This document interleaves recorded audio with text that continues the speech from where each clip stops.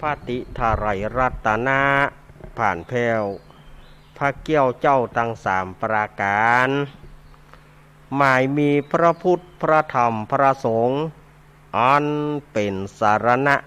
ที่เปิ่งของหมู่เฮาตั้งหลายขอกราบไหว้สาบุญญาปารมีธรรมท่านอาจารย์ท่านพระครูอภิวัฒนวิกรมรองเจ้าคณะอำเภอดอยหล่อ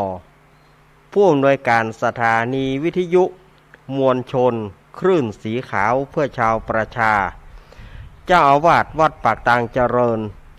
ผู้ดำเนินรายการเสียงธรรมแสงอรุณและรายการอู้จาภาษาธรรมพร้อมไปด้วยพระสงฆ์องค์เนนทุกรูปทุกองค์ด้วยความเคารพอย่างสูงสุดยิ่งครับผมสวัสดีเจเจแล้วก็ขอแสดงความนับถือลุงหนานเฮาป้อน้อยหนุ่มผาจ้อเฮาตัวยพร้อมกันนี้อาตมาภาพขอความผาสุขความเจริญในธรรมจงบังเกิดแก่ศรัทธาญาติโยมศรัทธาสาธุชนคนดีเฮาทุกท่านวันนี้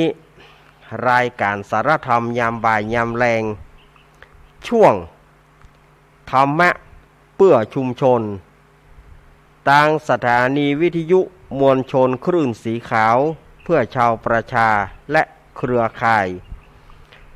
ได้มาปะศรัทธาญาติโยมเหมือนเช่นเคยตั้งแต่เวลาบ่าย3 โมงไปจนถึง5 โมงแรงวันนี้ก็มีตนตัวอาตมาภาพเก้ากับผมสามเณรรักปัญโยนานวัดสันเมืองตำบลหนองล่องอำเภอเวียงล่องจังหวัดลำพูนมานั่งอู้นั่งจ๋าเป็นผู้ดำเนินรายการท่ามกลางบรรยากาศที่ยังฮ้อนอบอ้าวเนาะฮ้อนอบอ้าวฮ้อนอ่วมก็มันจะเป็นอย่างเงี้ยเนาะศรัทธาญาติโยมก็ต้องอาศัยห่มไม้ใจคาอาศัยพัดลมอาศัยห้องแอร์จากก็อาศัยก้าวห่มไม้อย่างเดียวก็บ่ไหวบ่เดียวห่มไม้มันก็บ่เหมือนตะกอนมันก็ทำให้ร้อนต้องมีอาศัยพัดลมพัดลมธรรมดาก็เอาบ่อยู่ต้องอาศัยพัดลมไอน้ำดู พัดลมไอน้ำพัดลมแอร์หรือว่าแอร์ถ้าบ่มีอย่างอี้ตายศรัทธาญาติโยมอยู่กันบ่ได้เลยจะไปไหนแต่ละกรรมนี่โอ้ยกึดแล้วกึดแถมกึดแล้วกึดแถมกึดยากจะไปเพราะว่ามันฮ้อนล้ำฮ้อนเหลือถ้าสัปดาห์นี้ฝนยังบ่ลงเตื้อก็อดฮ้อนกันต่อไปแถมละแต่เปิ้นว่าจะมีอีนะเปิ้นว่าจะมีแต่ว่าเมื่อใดนั้นก็บ่อาจจะหูได้แถมละ เนาะรายการสารธรรมยามบ่ายยามแรงช่วงของธรรมะเพื่อชุมชนนี้ก็จะออกอากาศทางสถานีวิทยุคลื่นพระพุทธศาสนาการศึกษาและวัฒนธรรม 104.50 วัดฝ่ายหินตำบลสุเทพอำเภอเมืองจังหวัดเชียงใหม่โดยเมตตาธรรมของท่านอาจารย์ท่านพระครูสมุวิสุวัตวรกิจโจสถานีวิทยุวัดพระบาทอุดมน้ำบ่อสาวาอำเภอฝางจังหวัดเชียงใหม่ 100.25 เมกะเฮิรตซ์โดยเมตตาธรรมของพระเดชพระคุณหลวงพ่อสุจิตตานุรักษ์ด็อกเตอร์ท่านอาจารย์จำเริญโชติธรรมโมและก็ตุปีสุเทพผู้ควบคุมเสียงแล้วก็สถานีวิทยุมนเสียงธรรม 106.25 เมกะเฮิรตซ์ตั้งอยู่วัดปุผารามตำบลจ้างเคิงอำเภอแม่แจ่มจังหวัดเชียงใหม่โดยเมตตาธรรมของพระเดชพระคุณหลวงพ่อมงคลวิสิทธิ์ จ้าคณะอำเภอแม่แจ่มแล้วก็ท่านปลัดอุทัยทั้งสองท่านสองอุทัยสถานีวิทยุบ้านทุ่งเรดิโออำเภอสันป่าตองจังหวัดเชียงใหม่ 89.50 เมกะเฮิรตซ์โดยการถวายเวลาของป่ออุดมแม่เทียมบอลพุทธวงศ์สถานีวิทยุ วัดศรีปันเงินเรดิโออำเภอสันป่าตองจังหวัดเชียงใหม่สถานีวิทยุแม่วางเรดิโออำเภอแม่วางสถานีวิทยุบ้านแป้นเรดิโอบ้านแป้นจังหวัดลำพูนและสถานีวิทยุวัดบุญยวาสวิหาร 106.50 เมกะเฮิรตซ์จังหวัดลำปางนี่ก็คือสถานีวิทยุ ต่างๆที่เปิ่นได้รับลิงก์สัญญาณในเวลานี้มาปะก่อนวันนี้เป็นวันอังคารที่7 พฤษภาคมพุทธศักราช 2567 เดือน7เหนือเดือน5ใต้แห่มมานี่14ค่ำพร่ำว่าเป็นเดือนดับพร่ำว่าเป็นวันพระวันศีลวันนี้ศรัทธาญาติโยมก็ไปสาเข้าน้ำจังหันพ่องก็ไปทำบุญตักบาตรที่วัดที่วาพ่องเปิ้ก็ไปสาเข้าจังหันสาเข้าน้ำเข้าไงกับพระสงฆ์องค์เนนที่อยู่ทั้งวัดทั้งวาขออนุโมทนาบุญนักๆเน้อวันนี้เลี้ยววันพุธเดือน8เหนือจะออกละเดือน6ใต้นะเดือน8เหนือเดือน6ใต้วันพุธนี้เดือน8จะออกเอาศรัทธาญาติโยมเหยเดือน8ออกมาก็เสียออกมาก็ตัดวันเสียพอดีเนอะออกวันพุธ482สุโขพุทธาเสียสุกกพุธมาเสียตัดวันพุธแต่มาออกตัดวันพุธวันเสียเหียวันพุธเลิกดีแต่ว่ามันไปตัดวันเสียก็บ่ได้วันศุกร์ก็เหมาะ3ค่ำ3ว่าไปตัดวันเสียแถมพุธสุโขพุทธาเสียสุกกพุธ1ค่ำกับ3ค่ำนี่ใจกันบ่ได้1ค่ำกับ3ค่ำนี่ใจกันบ่ได้มันเป็นวันเสียฉะนั้นก็ต้องรอไปวันจันทร์พุทธกะวันจันทร์ที่13วันจันทร์ที่13นั่นเป็นวัน6ค่ำนั่นเหมาะวันเป็นวันที่เหมาะสมเพิ่นว่าลงเรือสำเภาไปกะลงเรือสำเภาไปกะอันนี้จะได้วันดีวันจันทร์บ่เด้ออีป้อยแม่เหยจะซื้อรถซื้อรางจะซื้อหยังจะไปได้วันจันทร์บ่เด้อจะเอาเลิกจะเอาตามใจอย่าเลิกนะเอาตามใจอย่าเลิกนะจะไปได้วันจันทร์แน่บ่เด้อวันพุธวันพุธเลิกมันเหมาะเนาะแต่มันไปตัดวันเสียแล้ววันศุกร์ก็บ่ได้เป็นวันเสียก็ต้องไปวันจันทร์บ่เด้ออดเอามันถ้ากลัวบ่ได้เตอะ จะซื้อรถซื้อรางบ่ถ้ากลัวบ่ได้เตอะได้แน่นอนอดเอาเห็นหน่อยอดเอาเห็นหน่อยถึงได้เขาต้องการจะได้ของดีเอาไว้กับเรียกว่าเอาไว้กับตนตัวเอาไว้เป็นพาหนะที่ดีกับครอบครัวก็ต้องรอหน่อยเอาให้มันเลิกดียามดีก็ค่อยเอาก่อนที่จะได้เสนอสาระต่างๆนั้นอาตมาภาพก็จะได้ขออนุโมทนากับศรัทธาญาติโยมที่เปิ่นได้มาร่วมงานของท่านอาจารย์ท่านพระครูอภิวัฒนวิกรมเปิ่นได้รับพัดยศและเปิ่นได้รับตำแหน่ง ได้รับตำแหน่งของท่านรองเจ้าคณะอำเภอดอยหล่อเนาะวันนั้นสถาญาติโยมก็ปากันมาอย่างนักอย่างหนาปากันมาโอ้ปากันมาบอกว่าวันตกวันออกขอกใต้โหนเหนือลำปางเวียงป่าเป้าเจียงไฮ้ดูหลายๆที่เปิ้นมาแสดงมุทิตาจิตต่อท่านอาจารย์ท่านบิ๊กบอสของเฮาก็ม่วนศรัทธาญาติโยมแล้วก็ศรัทธาญาติโยมปากทางเจริญเฮาพวกก็ว่าโอ้บางเตื้อบ่ได้ตักบ่ได้ตายศรัทธาบ่ได้ตักได้ตายพี่น้องต่างบ้านต่างจองบ่ได้อู้ได้จากันดีก็หรือว่า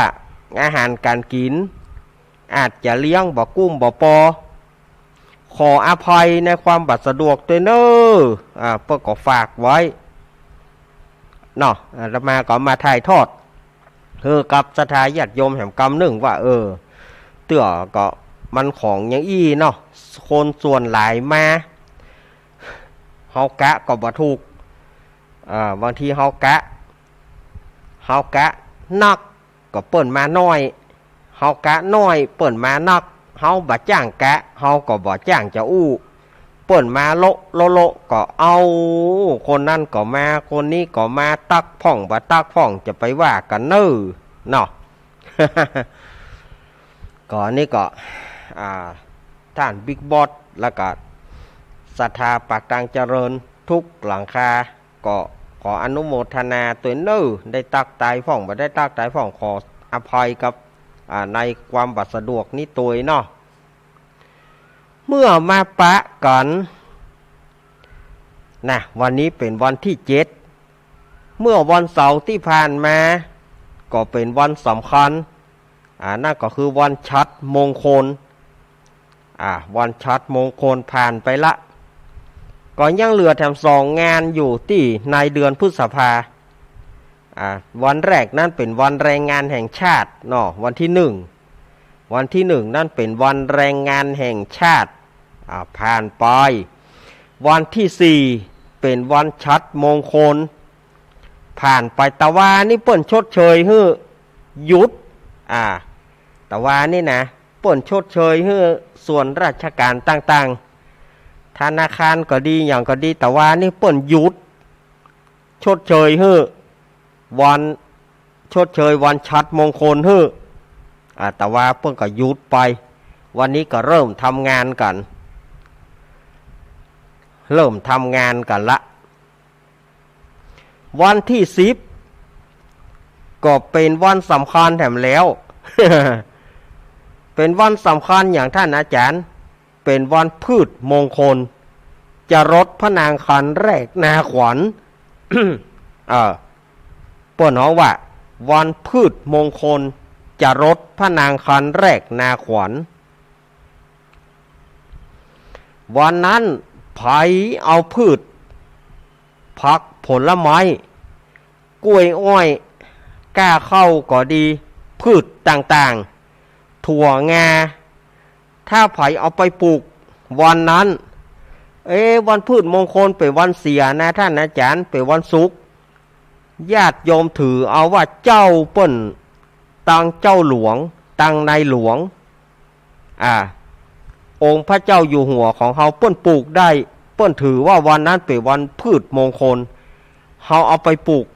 ตามเจ้าหลวงเปิ้นเตอะเอาไปปลูกตามเจ้าหลวงเปิ้นว่าเอาไปหว่านตามเจ้าหลวงเปิ้นเนี่ยเฮาตัวเจ้าหลวงเปิ้นอันนี้ถือว่าดีมากๆไผเอาไปหว่านในวันพืชมงคลเอาไปปลูกไปหว่านวันพืชมงคลจะได้กินดีเนอะพืชผลจะได้ดีอันนี้เชื่อตามเจ้าหลวงเปิ้นเนอะอันนี้เชื่อตามเจ้าหลวงเปิ้นวันพืชมงคลจะรดพระนางคันแรกนาขวัญเป็นวันที่เจ้าหลวงแหกนาอย่างบัดเดี๋ยวนี้เฮายังบ่ได้ถ่ายเตื้อบ่ได้แหกถ่ายบ่ได้หยังเตื้อบ่ได้หว่านข้าวกล้าบ่ได้หว่านพืชผักอย่างต่างๆเปิ้นว่าต้องรอเจ้าหลวง มาแหกนาเหี่ยก่อนถ้าเจ้าหลวงแหกไถนาแล้วกำนั้นก็จะเป็นฤดูกาลคนเมืองเหนือเฮาเชื่อว่าเดือน8เนี่ยถ้าว่าเจ้าหลวงแหกนาแล้วมันจะเป็นฤดูกาลปลูกพืชหว่านพืชปลูกพืชปลูกผลต่างๆจะได้งอกงามไพบูรณ์สมัยแต่ก่อนเฮาปลูกพริกเนาะ เฮาปลูกพริกปลูกบัดเต้าบัดแตงปลูกบัดแตงปลูกพริกถั่วดินข้าวป้างไอ้อย่างต่างๆนี้เฮาก็จะนิยมปลูกกันเดือน8หรือว่าเดือน6เหนือเดือน6ใต้เนี่ยเดือน8เหนือเดือน6ใต้เฮาจะมีการปลูกพืชหว่านก้าหว่านอย่างก็จะหว่านช่วงเดือน8รอให้เจ้าหลวงแหกนาเหี่ยก่อนเจ้าหลวงในที่นี้ก็คือองค์พระบาทสมเด็จพระเจ้าอยู่หัวของเฮาเปิ้นเฮาว่าเจ้าหลวงรอให้เจ้าหลวงแหกนาเหี่ยก่อนเมื่อเจ้าหลวงเปิ้นแหกนาแหกไถแล้วเปิ้นแหกหว่านแหกอย่างแล้วประชาชนทั่วไปก็จะได้นำเอาพืชเหล่านั้นหรือว่าพืชที่เฮามีอยู่หว่านตัวเปิ้นไปปลูกตัวเปิ้นไปมันจะได้งอกงามไพบูรณ์เนี่ยเปิ้นเฮาว่าวันพืชมงคลจะรดพระนางคันแรกนาขวัญก็คือแหกไถเหี่ยก่อนเปิ้นจะแหกไถแห้งอย่างตอนนั้นหมู่เฮาก็ฤดูเดือน8เดือน9มาเฮาจะได้ไถนาละเฮาจะได้ไถนาแล้วเพราะว่าตามคนเมืองเพิ่นว่าเจ้าเหนือหัวหรือว่าเจ้าหลวงเฮาเปิ้นแหกไถนาเหี่ยก่อนเมื่อเปิ้นแหกไถนาแล้วหมู่เฮาก็จะได้เกียมการไถแล้วฝนตกมาก็จะได้ไถละฝนตกมาก็จะได้ไถละสมัยบัดเดียวนี่มันง่ายเนาะเครื่องผ่อนแหงเฮามันมีนักมีหนาเครื่องผ่อนแหงเฮามีนักมีหนารถแท็กเตอร์รถไถเฮาเกียมไว้ฝนมาเมื่อใดก็ไถเมื่ออันสมัยตะก้อนนี่เกียมแปลงงอนแปลงไถเจือกข้าวแปลงเจือกฟันเจือกไว้เพื่อจะเอาแปลงเจือกควายจะเอาแปลงเจือกข้าวไถนาเกียมงอนเกียมไถฝนฤดูฝนมาถึงฝนลงแล้วก็จะได้มีการไถนาขึ้นเนี่ยสมัยตะก่อนคนใดมีเงินก็ซื้อควายไว้ซื้อควายมาเลี้ยงไว้เพื่อว่าจะเอาไว้ไถนาคนใดมีเงินน้อยก็ไปเจ้าควายเปิ้นเจ้างัวเปิ้น ไปเจ้างัวเปิ้นเจ้าควายเปิ้นมาแต่ส่วนมากถ้าเป็นเฮามีเงินซื้อนี่เฮาซื้อของเฮามาซื้อมาก็เอามาเลี้ยงตอมไว้พอฝนลงมาก็จะได้เริ่มไถนี่คือการไถนาอย่างสมัยก่อนเจ้ามาแจ้งเอาละเนอะฮึยขวาฮึยขวาม่วนนะเปิ้นไถงัวไถควายเนาะฮึยขวาอย่าว้ายบัดเดียวนี้บัดได้ยินนะเนอะเนาะบัดได้ยินอย่างละบัดได้ยินละฮึยขวานี่นะซื้อไปซ้ายไปแต่ส่วนมากนี่การไถนี่คนเมืองเขาจะนิยมบอกขึ้นมันไปขวานักเนาะซ้ายนี่บ่ได้ยินเนาะจะจอมงัวจอมควายไปซ้ายนี่นะส่วนมากขวา เฮ้ยขวาขวาอย่างเดียวเขาจะได้ยินซ้ายนี่ถ้าจะบ่บ่ได้ยินว่าซ้ายเนาะส่วนมากจะขวาอย่างเดียวขวากับวายนี่ก็คือมันวายปิกคือมันวายปิกวาย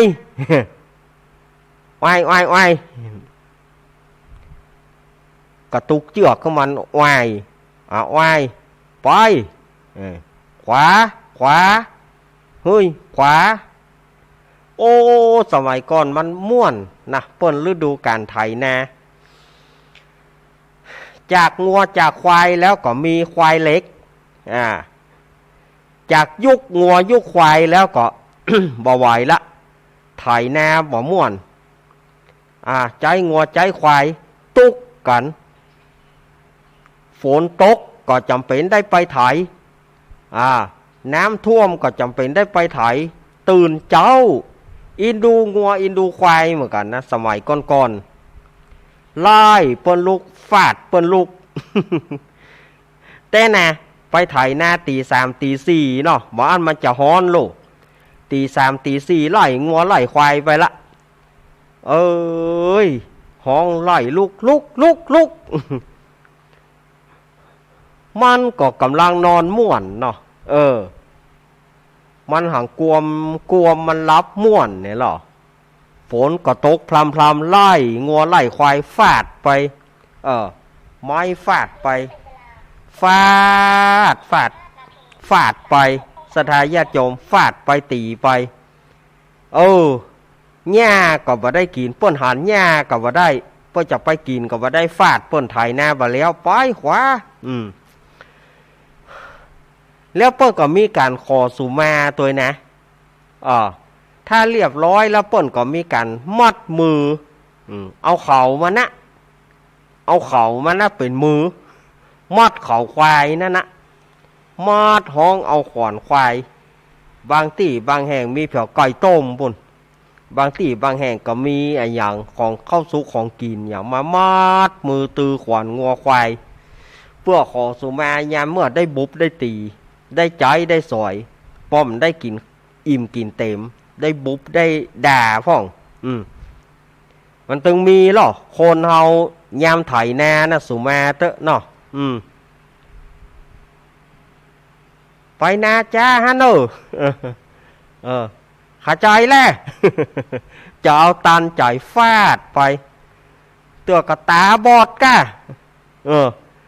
ว่าเวสปะสปานนะคนเฮานี่อารมณ์ใส่งัวใส่ควายนี่แต่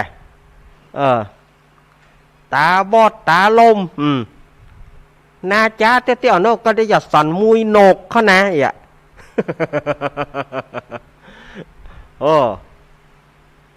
ท่านอาจารย์มันมีว่ะบ่มีจะใดญาติโยมไถนาสมัยก่อนมันถึงมีหรอคนเฮาไปแหละบ่ไปฟาดไปด่าสปะสปอนขอมันเลี้ยวนาได้จะขายปัดละควายวอกตัวนี้งัววอกตัวนี้ให้จะขายหวดละ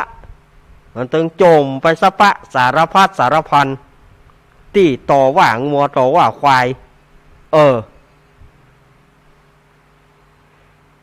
ไถนาบ่ดีก็ด่าไถนาไปดีถ้างัวตัวนี้ไปหม้องะหอปุ้งลิงแต่มันตึงบ่ถูกใจเจ้ามันอยู่ดีนั่นนะบ่ถูกใจเจ้าที่เอามาไถนั่นนะจะต้องเอาตานใจอย่างใดก็บ่เตื้อนะครับบ่ตานใจด่า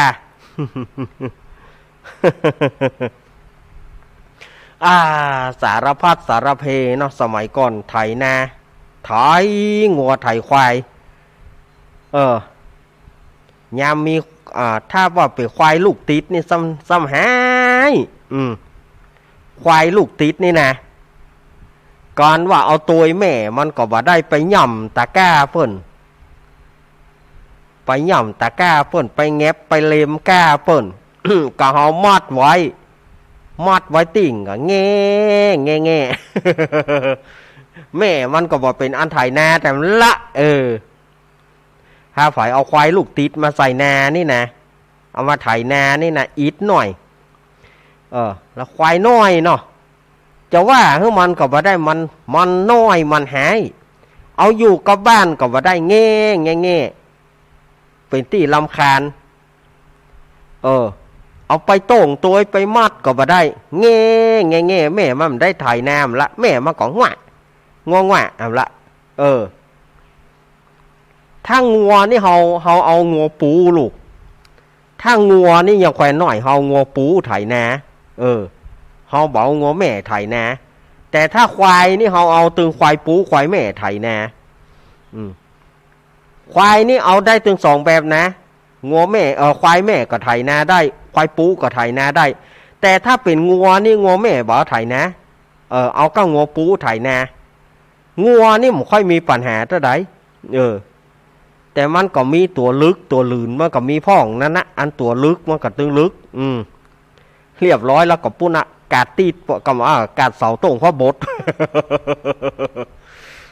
ถ้าไปใกล้เจียงใหม่ก็ต้งจ้างการพุ่นขายปอดเถอะเอาเขามันมาแป่งตูดสดายญาติโยมเอาเขามันมาแป่งตูดเอาจีนมันนั่นนะตูดนะก็เอาเป่าขายจีนมัน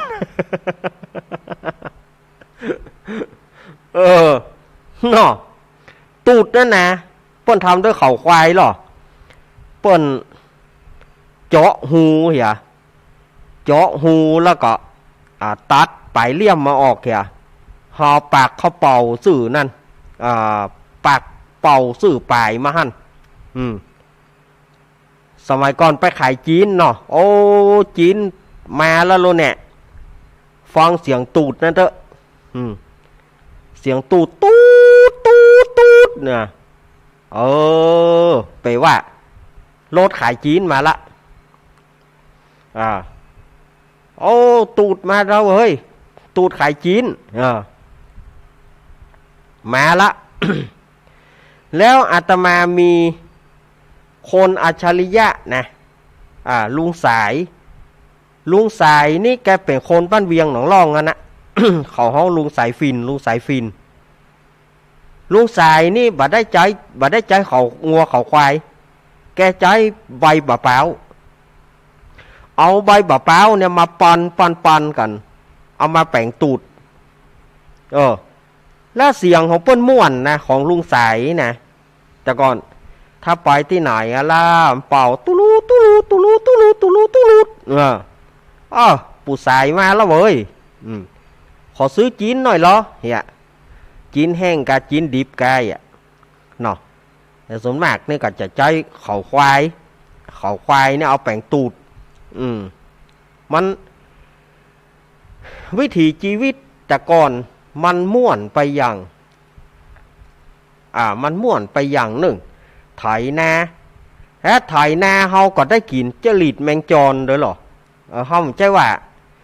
ไถนาบ่ได้ได้กินจริตได้กินแมงจรได้กินแมงดาถ้าหน้าฝนได้กินละแมงดาแมงดาได้ไข่มันตัวได้ตัวมันตัวแมงดามาอย่างเอามาจี แมงดาเนี่ยเอามาจีกับตำบะเขือพ่องเอามาตำน้ำพริกพ่องเอาไอ้อย่างก็พ่องก็จีก็อมเมี่ยง มันขิวดีว่ะเอาจีก็อมเมี่ยงขอถามว่าอาจารย์หันอาจารย์มักเมี่ยงนะแต่อาจารย์เคยกินก็แมงดาจีกับเมี่ยงมันขิวเฮาบ่สู้มันขิวมันเหม็นขิวเฮาก็บ่กินแต่คนอื่นเปิ้นมากกันวะบางพ่องก็ว่าใครเอาเข้ามุ้งตัววะเอาเข้าสูดตัวเอากลางสูดแล้วก็กลัวกินมันหาย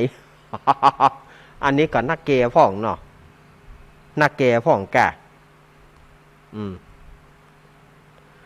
อันนี้ก็ตามวิถีชีวิตของคนสมัยก่อนไถนาถ้ามีเงินน้อยก็เจ้าควายเปิ้นมาเจ้าควายเปิ้นแล้วก็จะฮื้อเข้าจะฮื้อเข้าเปิ้นกาจะฮื้อสตางค์เปิ้นกาก็ตกลงกับเจ้ามาของกำหนึ่งถ้าว่าเจ้าของควายจะเอาเข้าก็ต้องรอเกี่ยวรอตีแล้วก็แล้วก็เอาเข้าฮื้อเปิ้นเข้ากาควายมาเข้ากาควายสมัยก่อนนี่มันการทำนาทำให้ไถนาอาตมาว่าคนสมัยก่อนนี่เสียเปรียบเปิ้นเสียเปรียบจะใดปลูกข้าว เข้าจนปอญาติปอยูปอหมีที่ไว้เข้าจะปอกวงคือปะน่ะกุงคือวะน่ะเข้านะกุงคือวะแล้วพอถึงหน้าเดือน6เดือน7มาเข้าปอกินอาแต่ก็พายจะเถียง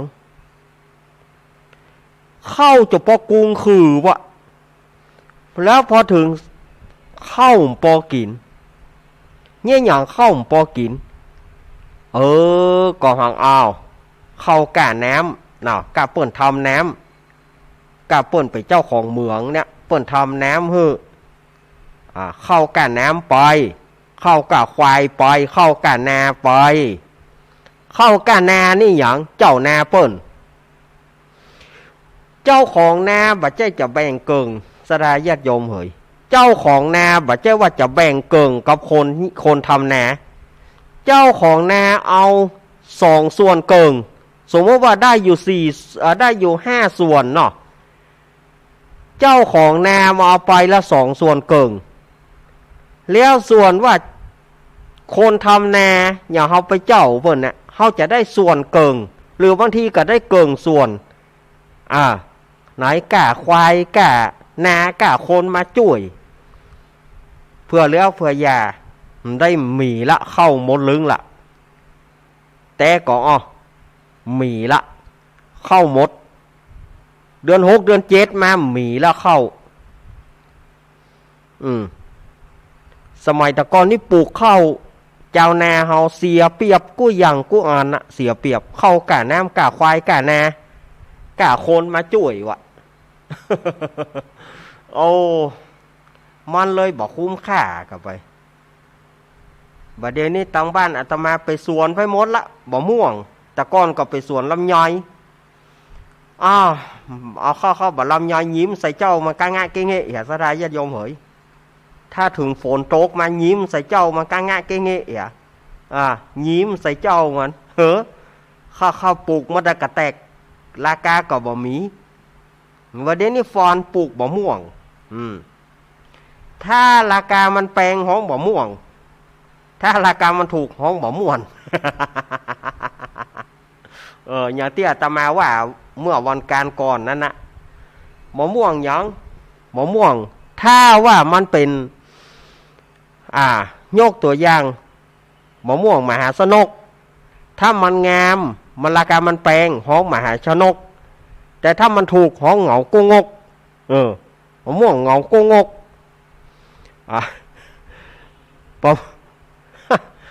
มะม่วงอาทูก็มันถูกมะม่วงแหลกปลาทูก็มันแปลงนี่เป็นอาทูนะถ้ามันถูกเป็นมะม่วงแหลกปลาทูมะม่วงกิมหงถ้ามันถูกก่อมหง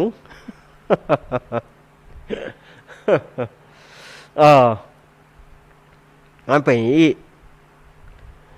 แต่ปีนี้ก็คงจะขอให้ราคาบ่ม่วงมันดีเถอะเนาะศรัทธาญาติโยมเจ้าบ้านเจ้าจองเฮาเจ้าเกษตรกรเฮาจะได้ลืมตาอ้าปากได้พ่องบาดเดียวนี่ก็ยังว่านะความหวังก็มีที่บ่ม่วงนะมันจะเป็นบ่ม่วงกับบ่ม่วนก็ขึ้นอยู่กับราคามกำหนึ่งนั่นนะ อาตมาว่าจะไปปีหน้านี่มีเท่าใดก็จำเป็นได้แปลงศรัทธาญาติโยมเหยเพราะคนเฒ่าก็ตายกับไฟติ๊กคนเฒ่าที่เปิ้นตายก็ตายกับไฟติ๊กบ่ได้กินได้ตาลตาลนึกเปิ้นเลี้ยวใจไอ้เนาะเพราะดีว่าเฮาได้ตาลเถาะไปพ่องนะเฮาได้ตาลเถาะไปก่อนนะถ้าบ่ได้ตาลเถาะรออยู่นะอันที่ตายก็ตายติ๊กอันที่เปิ้นท่าก็ยังว่านะที่ท่าก็จุบพอเท่าพอแก่ละแน่ท่าตายอย่างเดียวได้นะปีหน้านี่จะมีน้อยคนใดมีน้อยก็ทำบุญน้อยคนใดมีนักก็ทำบุญนักปีหน้า31มีนากับ1เมษายน68ปีหน้าวัดอาตมาจะมีปล่อยหลวงนะเนาะจะมีปล่อยหลวงปีหน้านี้ปล่อยหลวงจะปล่อยหลวงที่วัดนะบัดจัดที่บ้าน บ่จัดที่บ้านแต่จะจัดที่วัดเอาปอยหลวงจะบ่ไปจัดที่บ้านแล้วบอกศรัทธาญาติโยมถ้าไผจะเอาบ้านก็แล้วแต่ทางวัดนี่จะยืนยันว่าเอาที่วัดเนี่ยถ้าจัดที่บ้านมันม่วนกับที่บ้านวัดเหงาก็งกศรัทธาญาติโยมแต่ก็วัดมันเหงานะอีเกล่าแต่ละอีเกมีไฟพอ เจ้าบ้านก็เมาห้าแขกที่บ้านเหีย เอาเข้าก็ยังว่านะตังบ้านนี่กินกันเฟ่ๆฟ้าๆตังวัดนี่พอโทล่าคนอยากกินป้อมมี ปีหน้านี่ตกลงกับว่าจะเอาจัดที่วัดดีกว่า31 มีนากับ1 เมษาจะจัดกับที่วัดนะปอยหลวงที่วัดเอาเนาะม่วนดีแห่เข้าไปฮะไผ่ข้าหันอีเกกับไฟพอไผ่ข้าหันอย่างก็ไผ่ข้าหันลำวงกับไปพอไผ่ข้าหันเครื่องแห่กับไปพอเตอะมันจะยังแควนหน่อยดู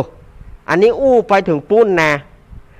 วันพืชมงคลแล้วก็ลวดไปถึงการทำให้ไถนาดูสดายญาติโยมอู้ไปมันลวดยาวไปติ๊กๆ อันนี้ก็คือที่มาที่ไปของวันพืชมงคลจะรดพระนางคันแรกนาขวัญผมขอทวงหน่อยครับหยังมู่วัยรุ่นมันจะย้อนว่าหยังจะจัดที่วัดมู่วัยรุ่นสัญญาคนจะย้อนว่าฝ่ายจะเอาบ้านก็ได้นี่บัตรสงวนลิขสิทธิ์นี่เนาะก็ตึงว่าถ้าฝ่ายจะเอาที่บ้านก็ได้บ่ได้ว่าจะต้องจำเป็นที่วัดเถียมดแต่ว่าจุดหลักก็คือเขาจะตั้งที่วัดแต่ว่าฝ่ายจะไปต้อนรับแขกที่บ้านก็ได้บอกว่าก่อนบอกว่าก่อนมู่วัยรุ่นมู่อันนั้นนาวัดนั้นจะย้อนว่าอันนั้นมันถึงเจ้าตัวมันถึงบอกว่าเอาวัดเนอะมันถึงว่าเอาบ้านมันถึงว่าแล้วหรอมุ่ยนะมันอันนั้นเขาบอกแล้วเขาอู้กันแล้วมันถึงว่าเอามุ่ยจัดที่บ้านเบาบ้านผมใกล้วัดก็เดียวมานี่หมดอะค่ะจัดวัดนะอันนู้อันนี้อู้กันไว้เมินละนี่ถ้าใครจะเอาที่บ้านก็ได้นะบอกว่ากันตามใจตามเจตนาแต่ว่าส่วนใหญ่เขาจะจัดกันที่วัดไปเลยลวดประเพณีไปเลยหลานป้าหลวงหลานป้าหลวงเก่งนี่เขาบอกว่าวันนี้เขาก็ใครจะเอาที่บ้านก็ได้เนี่ยขนาดที่อาตมาอู้นี่นะฟ้าขลึงเนอะศรัทธาญาติโยมถ้าวิทยุปิดก็แสดงว่าฟ้าแหงฟ้าห้องแหงแล้วก็มีฝนมีอย่างสมมติว่ามันแหงล้อมอาตมาก็ต้องหยุดการยุติการส่งกระจายเสียงเนอะอันนี้บอกไว้ก่อนนะถ้าหากว่ามันไปฟ้าไปฝนขลึงบึ้งบ้างจนบ่สามารถจะออกอากาศได้ก็ต้องปิดเนอะนี่อาตมาจะบอกไว้ก่อนนะแต่ตอนนี้ยังไม่ปิดเตื้อก็คงอู้ไปเลยถ้าฟังถ้ามันบ่เป็นท่าไปทางก็คือจะต้องยุติการส่งกระจายเสียงจะต้องยุติรายการก่อนอันตรายสถานญาติโยมอันตรายถ้าว่ามันธรรมดาก็บ่เป็นอย่างเนาะอันนี้เอาอู้กันไว้ก่อนนะเถียงกันไว้ก่อน ฉะนั้นวันที่10นี่จะเป็นวันแหกนาเปิดเขาว่าวันพืชมงคลจะรดพระนางคันแรกนาขวัญศรัทธาญาติโยมไผมีพืชพันธุ์ต่างๆก็เอาไปหว่านไปปลูกในวันนั้นได้เพราะว่าเจ้าหลวงเปิ้นมาแหกนาฮื้อเจ้าหลวงเปิ้นมาแหกปลูกแหกหว่านฮื้อก็ถือว่าเป็นวันดีวันดีสำหรับปลูกพืชปลูกผลนะแต่มันเป็นวันเสียประจำเดือนเนาะมีอีกก็ลูก มันก็บางข้อบางอย่างมันก็อนุโลมปฏิโลมกันได้หรอเนาะแล้วถ้าเราปลูกพืชปลูกผล ถึงเดือน9เดือน10ก็จะเข้าประสามละเนี่ยงานของเราทั่วๆไปนี่ก็คือแจ้งกันไปก่อนว่างานการเกษตรกรอย่างต่างๆนั้นก็จะมีเรื่อยๆเอาปิดก่อนปิดบ่าถึงเวลาบ่าฮับของไผสักสายเตื้อปิดทั้งหมดเลยปิดหมดเลยบ่าเปิดและในช่วงนี้อาตมาก็ต้องขอทำความเข้าใจกับศรัทธาญาติโยมว่าช่วงนี้อาตมาจะงดสายหน้าไม้สักพักหนึ่ง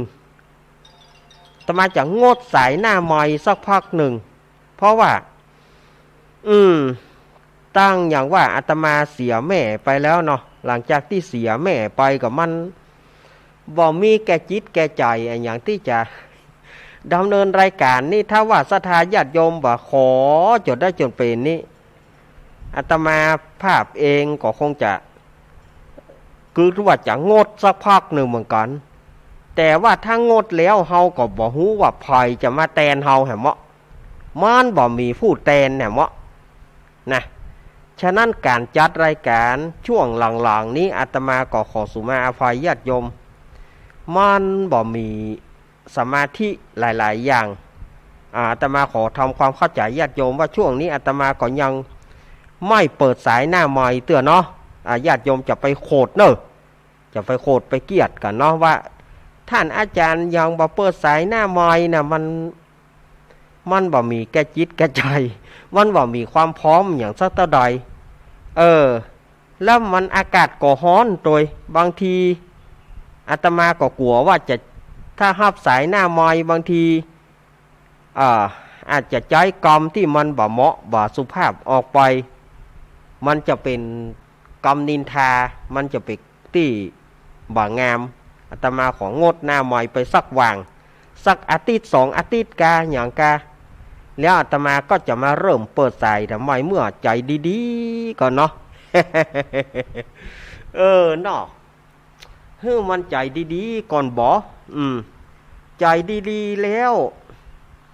หรือว่าล้ำ100 วันของแม่ไปแล้วก็กล้วยมาเริ่มต้นใหม่ดีจ้ะแต่ว่ามาจัดเนี่ยอาตมาก็บ่ฮึเสียนะมาจัดนี่อาตมาบ่ได้มาจัดด้วยตัวเองก็จะออนไลน์มันจึงมี2อย่างนั้นนะถ้าบ่ได้มานั่งจัดสดก็จะออนไลน์ถ้าบ่ได้ออนไลน์ก็คือมาเพเนี่ยมันถึง2ลักษณะเนี่ย โอ้ยเนาะจะอู้อันใดก็ไปทางหน้าบ่ได้ ฉะนั้นเนาะเดือนนี้มันจะมีเนี่ยเดือนพฤษภานี่มันจะมีงานอยู่ 3-4 งาน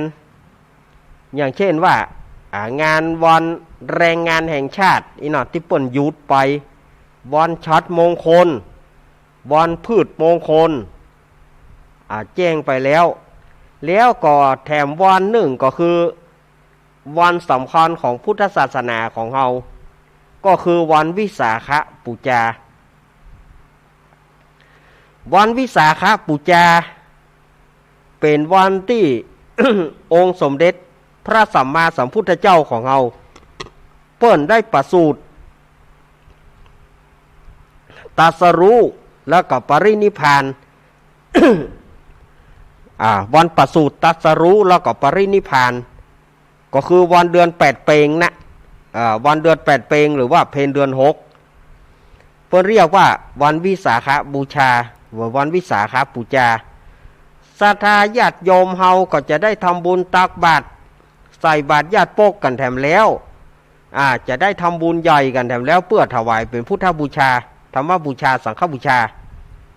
จะได้ทำบุญกันแถมแล้ววันเดือน8เพ็ญปีนี้เป็นเพ็ญปุถแถมแล้วเนอะ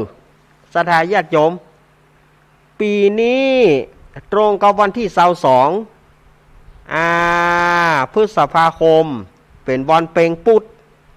เป็นวันวิสาขบูชาเนอะ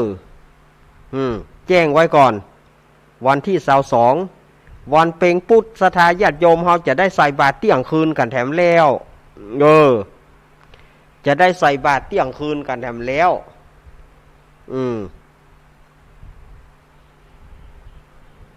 ถ้ามันบ่มีฟ้ามีฝนนะเพราะว่าช่วงนั้นมันจะเข้าหน้าฟ้าหน้าฝนเนาะถ้ามันมีฟ้ามีฝนก็จะได้ทำบุญตักบาตรแถมแล้วเป่งปุดวันวิสาขบูชาปีนี้ก็รู้สึกว่ามีหลายงานเนอะที่เป็นงานประเพณีสำคัญอย่างวัดพระธาตุดอยน้อยเนาะวัดพระธาตุดอยน้อยวัดพระธาตุหริพูนชัยวัดปีนี้ก็วัดไซมูลแม่กาสันปะตองแต่กี้น้องเบียวว่าวัดไซมูลแม่กาสันปะตองเพื่อก็จะมีประเพณีเดือน8เปงแล้วก็หลายวัดเนอะตังลีก็แม่เทยก็หาตังลีก็น่าจะเป็นวัดแม่เทยเปิ้นจะทำบุญประเพณีเปิ้นนะประเพณีเปิ้นปีนี้ก็หลายวัดหลายวาเนอะเพื่อก็จัดประเพณีเดือน8เปงแล้วก็จากนั้นก็จะเป็นเดือน8แฮมก็จะเป็นพระบาทตากผ้าวัดพระบาทตากผ้า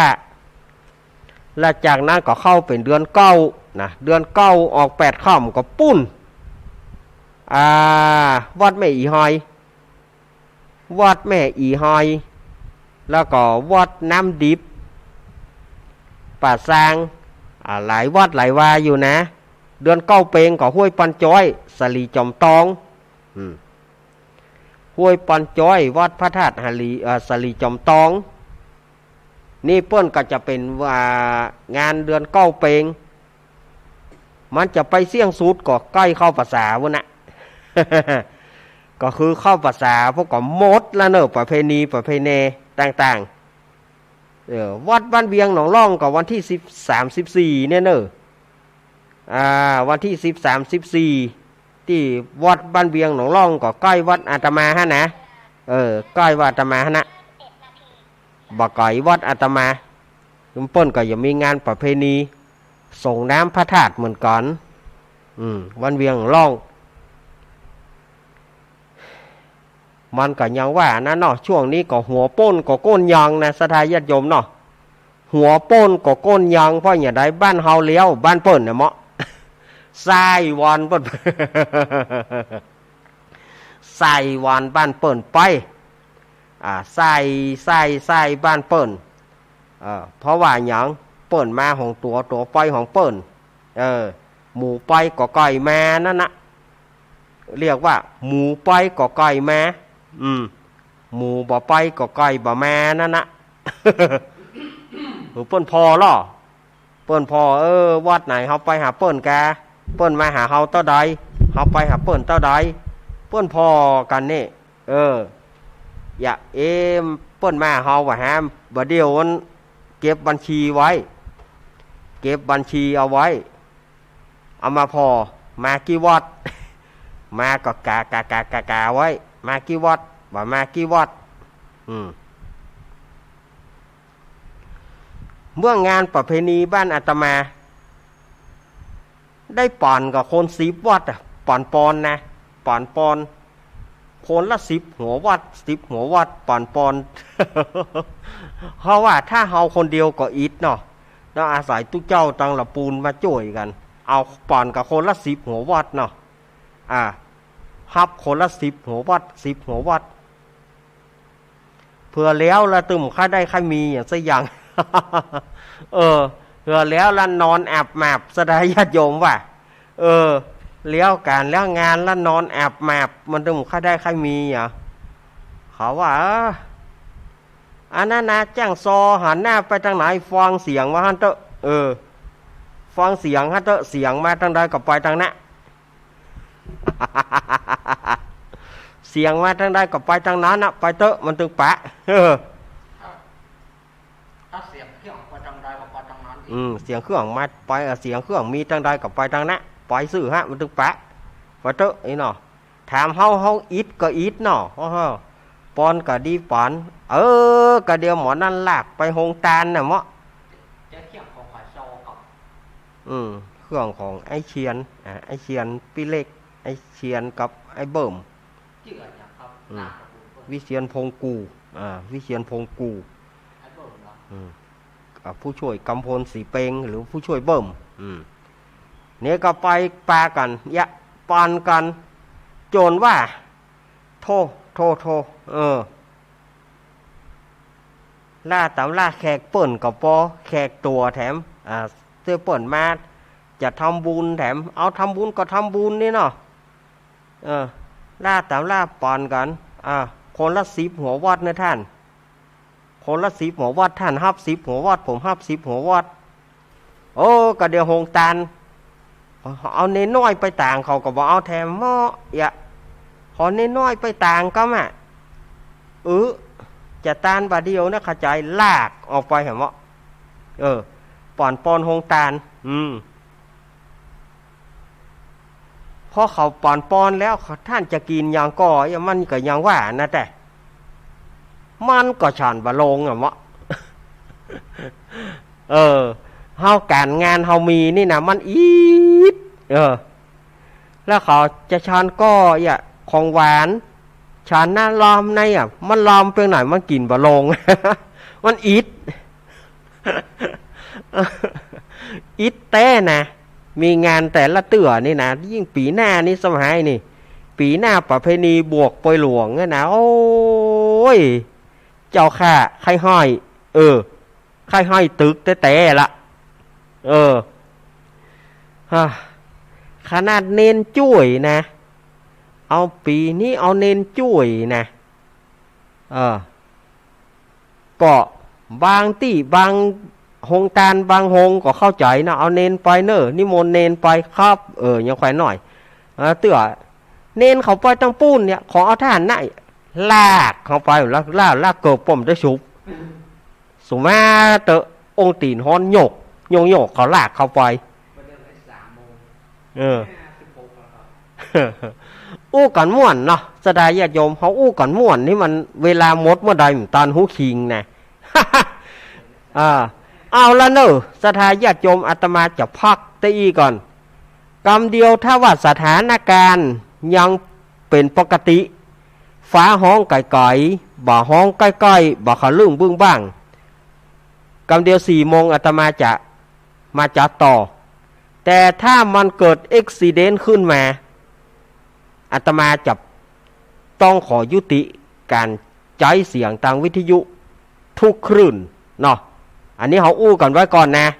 อู้กันไว้ก่อนอาจารย์นี่อย่างปากบดีดีนะกับปากเขาก็ดีนะเขาบอกขึ้นได้เจือกระจ้างยังเจือกระจ้างยังเนาะอาตมาพักก่อนเนอะเจริญปอน